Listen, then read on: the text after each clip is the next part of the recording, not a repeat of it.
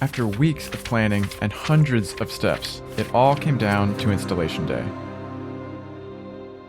I had to mount a 50-pound arch I made 10 feet in the air. Would it fit the 100-year-old brick archway like I planned? I used 2 lowly story sticks to cut the solid white oak gate to size so it would match the trapezoidal opening. Would the door fit between the jamb? A blacksmith hand-forged the hinges back in Durham. Would they swing smoothly? Or would I be driving 3 hours back to North Carolina with a busted gate and a bruised ego? The door handle is the handshake of the building. That idea stuck with me. I wanted this 1923 home in Richmond to feel like it had a gate that shook hands with history. So I set out to build something that felt rooted in history, yet expressed modern refinement.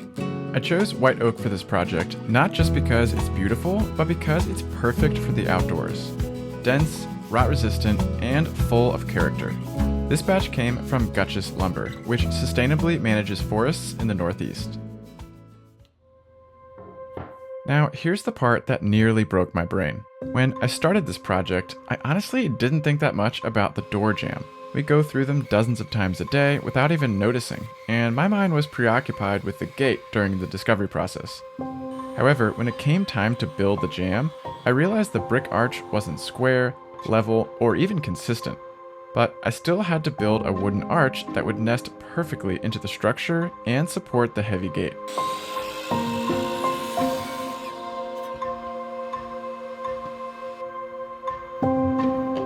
I used a technique borrowed from a Japanese door builder, and ended up creating 24 interlocking pieces laminated together layer by layer, each shaped with a custom router jig and a little faith in my belt sander.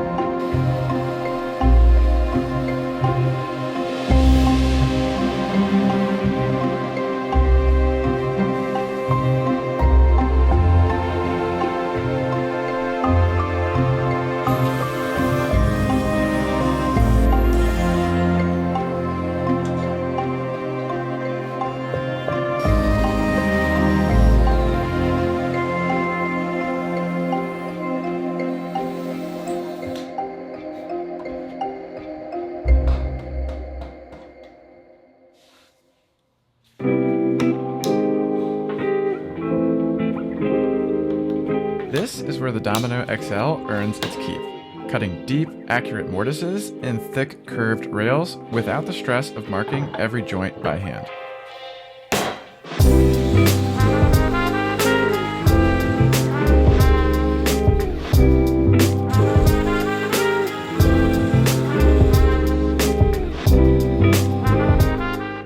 The alignment pins to space out perfectly placed mortises and long 5-inch dominoes to tie the stiles and rails together. These joints aren't just strong, they're invisible once assembled, so the frame looks clean and uninterrupted. I added drain holes to let water escape through the bottom rail, and left room around the panel for plenty of wood movement.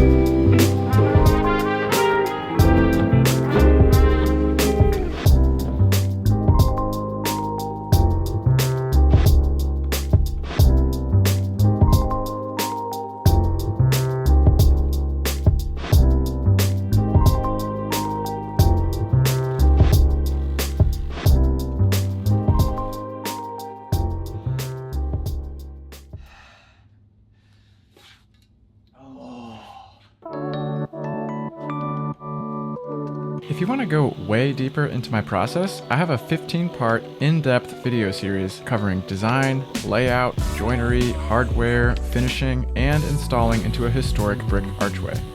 Now, you might look at my Patreon posts and wonder, how can a short video be a deep dive? And to that I say, how can this old fashioned have more alcohol in it than this beer? The glass might be smaller, but the experience is more distilled. I pack every tip, trick, and lesson into those videos, and if you want to learn more about how this gate came together, I'd love to have you join me over there.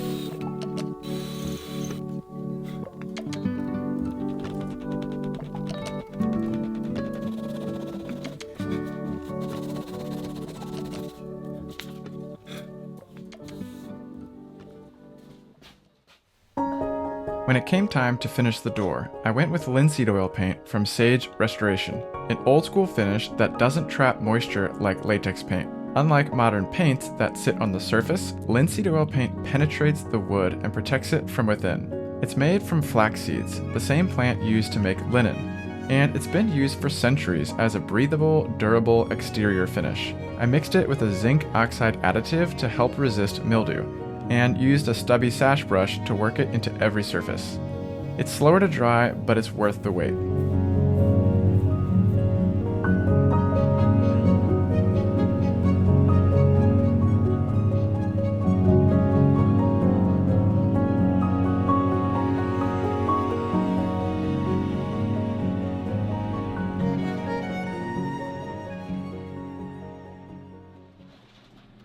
Bradley Schwartz is a blacksmith based near my shop in Durham, and he hand-forged the hinges that I designed. Before he ever struck a piece of steel, I sent him CAD drawings to translate my ideas into workable dimensions. In return, he handed me sketches with his take on the proportions, details, and mechanics. I got to visit his shop during the forging process, and let me tell you, watching raw steel transform under fire and hammer is a kind of magic.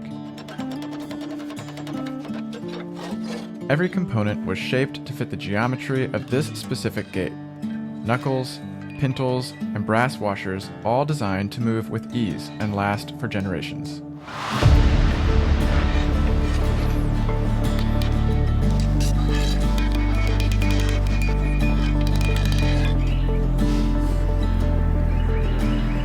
There's something electric about collaborating across disciplines like this, and having Bradley on site for install day was the perfect ending to a really special partnership.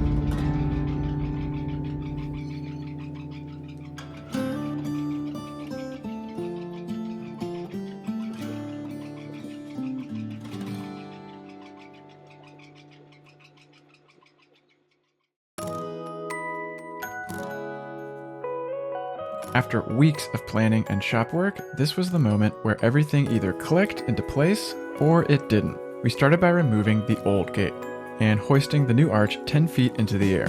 Thankfully, it fit cleanly between the brick, and the vertical jambs slipped over the tenons just like they had in the dry fit. I used cabinet jacks to hold everything steady while we drilled into the brick. We used a laser level to make sure the gate would swing level and not slam into the jamb stop.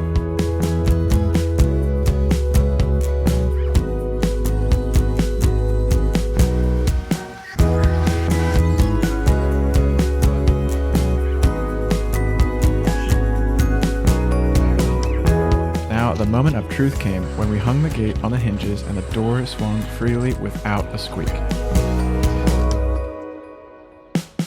After that, it was all finishing touches. We wrapped up before sunset, packed the tools, and headed back to Durham. No frantic hardware store runs, just done. If you want to dig deeper into how I build work like this, I share the full behind-the-scenes process over on Patreon. Just wait until you see my next project.